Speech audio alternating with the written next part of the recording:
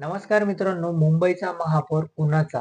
दिल्लीहून फडणवीसांनी खास मेसेज केला. शिंदेची अडवणूक की ठाकरेंची गुगली?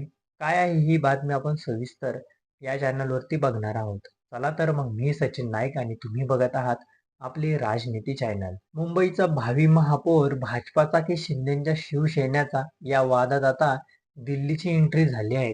बहुमतांचा आकडा 114चा आकडा गाठण्यासाठी भाजपाला शिंदेच्या 29 हातांची साथ हवी आहे. पण या साथीसाठी शिंदेंनी चक्क 2.5 वर्षाचा महापौर पदाची मोठी किंमत मागितली आहे. मित्रपक्षाच्या बार्गेनिंगमुळे भाजप बॅकफूटवर गेला असताना उद्धव ठाकरेंनीही पडद्यामागून हालचाली सुरू केल्याने मुंबईच्या राजकारणात मोठा भूकंप होण्याची शक्यता वर्तवण्यात येत आहेत. एकनाथ शिंदे यांच्या 29 नगरसेवकांनी या खुर्चीचा रिमोट कंट्रोल आपल्या हातात ठेवला आहे. दरम्यान भाजपाच्या दिल्लीतील पक्षश्रेष्ठींनी देवेंद्र फडणवीस यांना स्पष्ट संकेत धाडला असून महापौर पदाबाबत कोणताही तडजोड करू नका असा आदेश दिल्याने महायुतीत पेच निर्माण झाला आहे. दिल्लीतील भाजप नेतृत्वाचा निरोप स्पष्ट आहे. मुंबईतील भाजपने ऐतिहासिक यश मिळवले आहे. त्यामुळे महापौर भाजपाचा असावा ही कार्यकर्त्यांची भावना डावलत येणार नाहीत. देवेंद्र फडणवीस यांना हा मुद्दा मित्रपक्षांची गळी उतरण्यास सांगत आहेत. मात्र ही चर्चा करताना महायुतीत कटुता येणार नाहीत याची काळजी घेण्याचेही निर्देश देण्यात आले आहेत. मग एकनाथ शिंदेची 2.5 वर्षाची अट काय आहेत याकडे आपण थोडं लक्ष देऊया.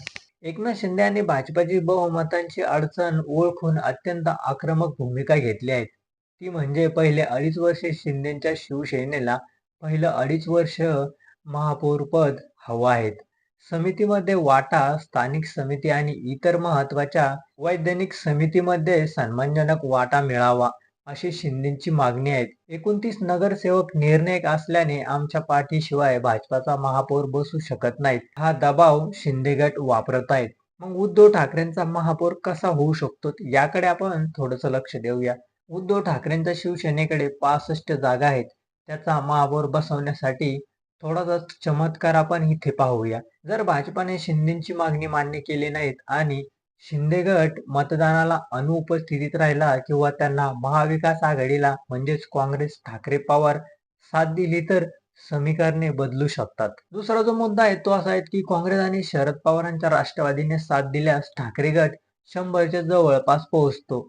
अशा वेळी त्यांना अपक्ष किंवा लहान पक्षाची मदत घ्यावी लागेल.